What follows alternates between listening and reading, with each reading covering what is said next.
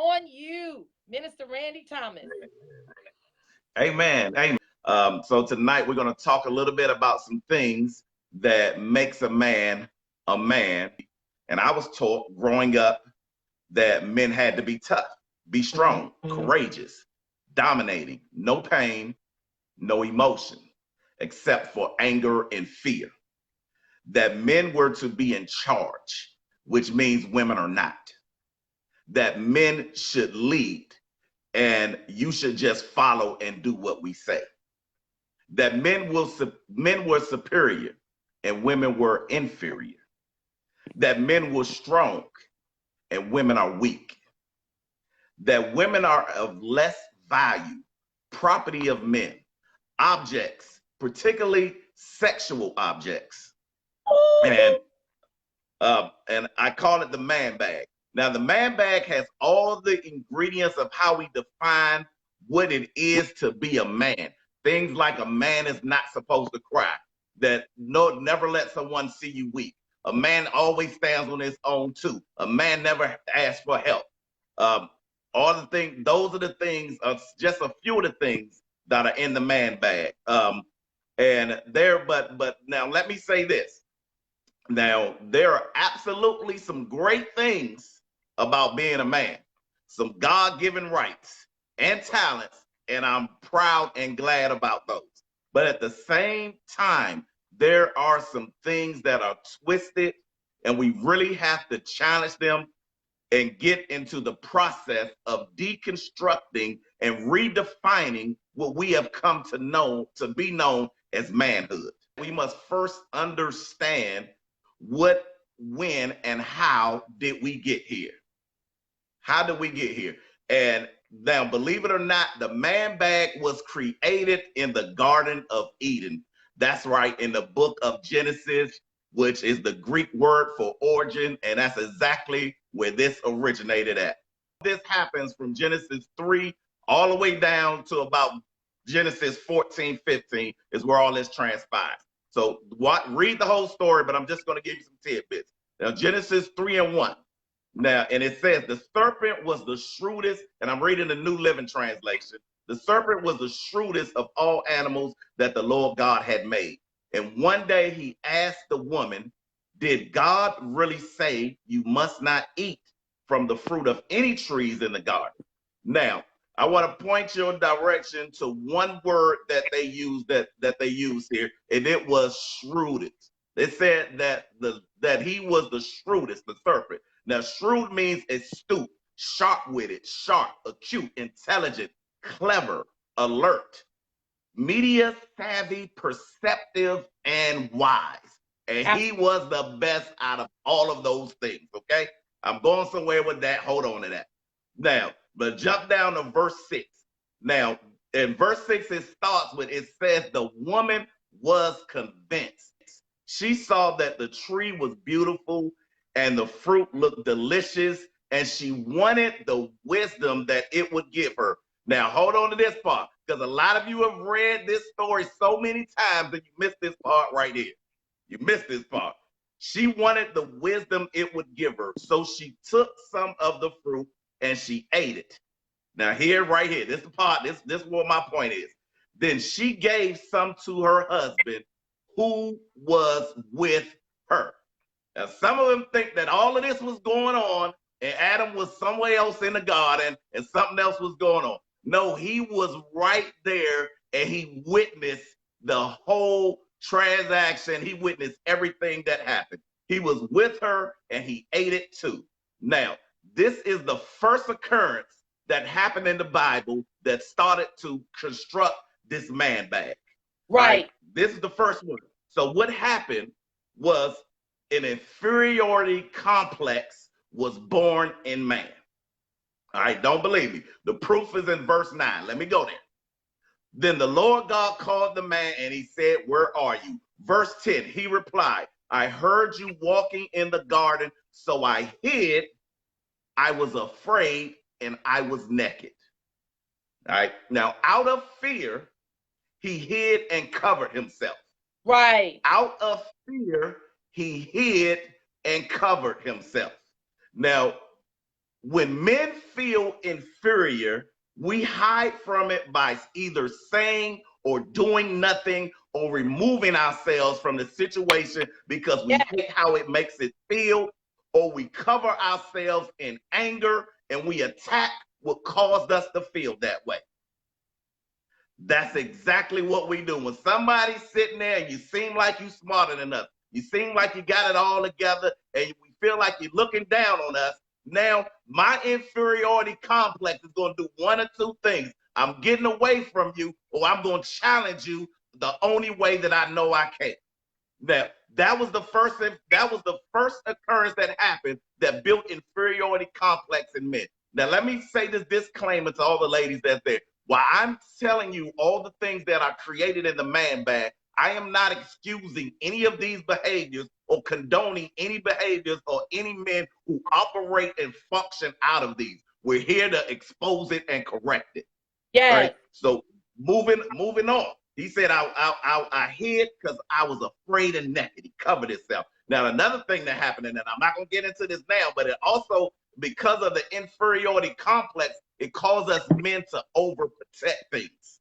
What do I mean by overprotect things? See, if I'm in somebody's presence that I feel inferior to and I can do nothing about it, I take that L. But when I get to a situation that I have somewhat control over, then people wonder why I'm going nuts and I'm overprotective with my wife, with my sons, and with the things that I can control. And it'd be like, man, you just doing way too much. All right, because I'm inferior somewhere else in my life. So what I can control, that inferior complex projects over the thing that I can protect, and I just overprotect it to all kinds of extremes. I'm just saying that this is absolutely awesome. I mean, absolutely awesome. And I'm loving the way that you're bringing us back to the origin of where a lot of these traits are coming from. And it's not only just from our father, but we're going through the ancestry of the Bible to our original father, right? The original man that had this inferiority complex. And I'm liking the way that you're adding the behaviors that are attached to a feeling that I'm having. So I behave in a way to cover up the fact that I'm really feeling inferior. So I'm just loving this whole way that you just broke that down. I'm gonna drop down to verse 12, and these are the 3 points. Verse 12 is really where I wanted to get right here. This is the meat, the heart of the whole situation. A lot of things happen in this one sentence. 3 things happen in this one sentence. Okay, verse 12. All right, now if you again read the whole story and get down to it, but I'm going with verse 12. Now Genesis in verse 12. Now after God had asked him and talked to him and asked him where he was and he hid and all of that, then he asked him, "Did you eat from the fruit?" And the man replied, "It was the woman you gave me who gave me the fruit, and I ate it." That was his statement.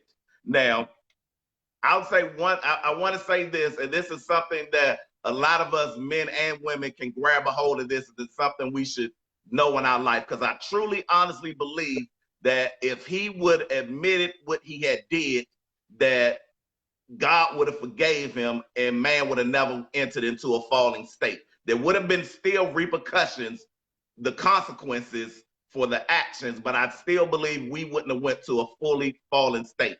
But what he didn't recognize, and what we all need to know, that failure is an event. It is not a condition. Exactly. And that's what most of us men can't get past.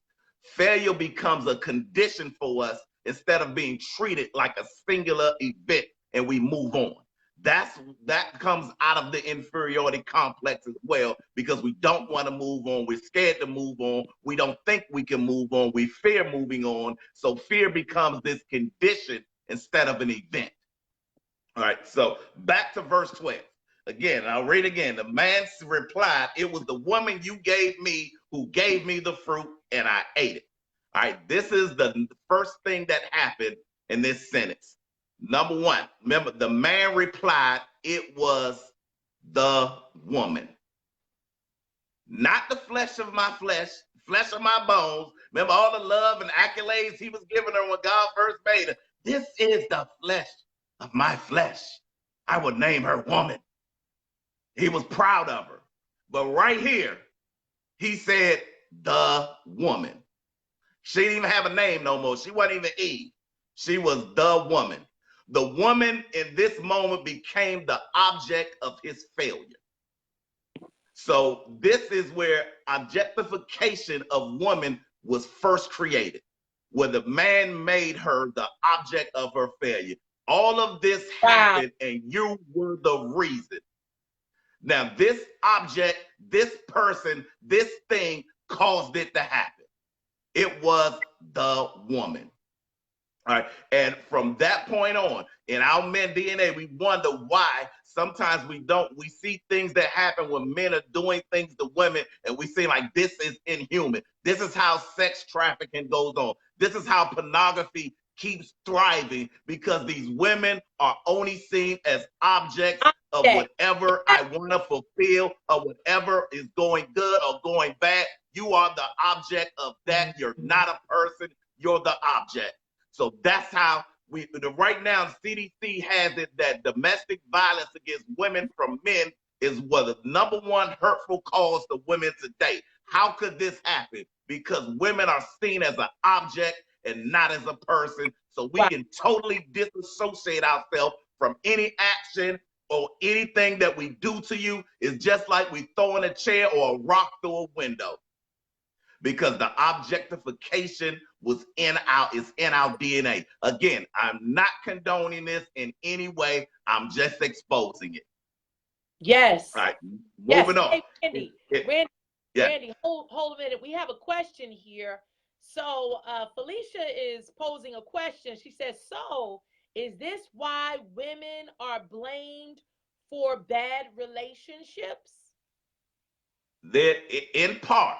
This is the one part of it, but yes, and I can't speak for every situation, so I can't generically say that that's exactly why. But I'll tell you, in some parts, especially if a man is not aware of his manhood and is not in the right place, that it is a big part of it, because the objectification he won't be able to see the other person in that relationship for being a person, but you're an object to complete this relationship for whatever I want out of it.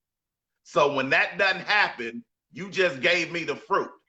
You just gave me the fruit. You were the one that did it. And it's easy to do it. And that is where we default, because it is in our nature. The man in his natural state, this is his natural reaction. Again, not condoning it, but that's exactly what it is. So yes, Felicia, it is a big part of it, but I'm going to go a little bit further. I got 2 more pieces of this puzzle to give you, but that was piece number 1. Now, number 2, now he points the finger at God.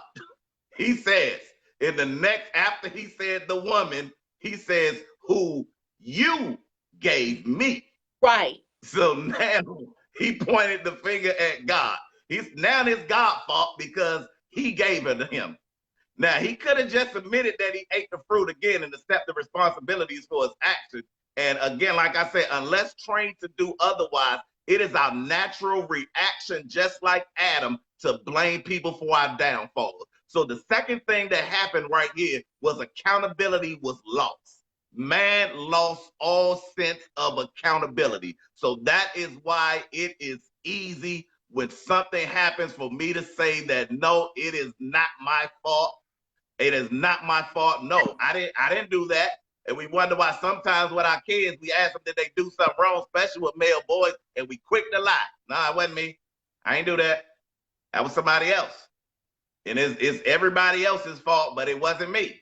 So we lost accountability. And we wonder why some men, back to you, Felicia, while we in relationships, and when stuff is not going right, why it's not our fault. And we be like, hey, why the bills didn't pay? You didn't do your part. When we'll look at everything everybody else did except for what we did. And again, this is just our natural reaction, because this is the way we were born. Not condoning it, just exposing it. So accountability is something that has to be learned. It is not something that a man is born with. I'm going to repeat that again. Accountability is a behavior that must be learned. It is not a behavior that men are born with. It's not. And sometimes, and a lot of times we don't get that. Most of us men don't get it. A lot of us, a lot of y'all women, y'all don't understand. Again, not to condone, but don't understand. Why is this man this way? Why doesn't he help me do this? Why doesn't he get himself up? He's sitting home waiting. I asked him why he don't have a job. He said nobody came and took me. Okay, what were you doing? Again, not condoning it, just exposing it. Now, the third thing was, now after he makes the woman the object of his failure, he points the finger at God. Now, the last thing he says was, she gave me and I ate it. Now, after he did all of that, then he played the victim. It was not my fault. Now, and this is the the third point, that victimism in man was born. Now, I talk to so many men on a regular basis about their state of their lives and where they're at, and everything that happens is always they play the victim. Even in things that they did wrong, they'll go back over the situation. They'll be like, well, if this person hadn't done that, everybody against me. You can have 3 people coming to help you, and you'll quick a man and be like, well, all of y'all against me now. Nobody want to help me do nothing. This is how a lot of religions was born. It's the white man who's holding us down. I can't get no good job. I can't do this. I can't do that. Playing the victim. Now that is the one part that's in the man bag that should be the first thing that should be tossed out. But we wonder why, especially in our relationships as well, why it's not working. Because instead of me accepting accountability, I'm objectifying you and I'm playing the victim. Those are my natural states. Unless I'm learned and trained to get out of these natural states, these are the things that are in my man bag that I need help with. And you might, and let me say this to you women, you might not be the one. Don't think that you can help every man, because a man has to get to the point where he values and wants to be better before he will receive any of the information that you're giving him. And a lot of times you may not be the one. And I've accepted that. Even with men that I talk with on a daily basis, I know that I don't try to be the one that's going to fix you. I'm going to give you the information. And then hopefully, like the Bible says, I plant a seed, someone else will water, God will give the increase. As long as I plant that seed, I got to know when to cut the ties and when it's not going anyway. But this is the natural state of man that was started in Genesis. And again, if we're going to get through it and talk about what true, authentic manhood is, we have to understand what toxic manhood is first, and expose it and deconstruct it, and then we can rebuild what manhood should be and will be about. You know, one of the things that you talked about was accountability. Accountability. And I see a question coming up here. You know, give us just 2 or 3 ways that we can hold some of the men in our lives accountable. It could be man to man. It could be a mother to son. It could be a wife to a husband. Got it. Well, let me say this. First, one thing that I've learned, even in my life and in the men that I talk to often, that men, we don't respond to ultimatums, but we respond to challenges. Wow.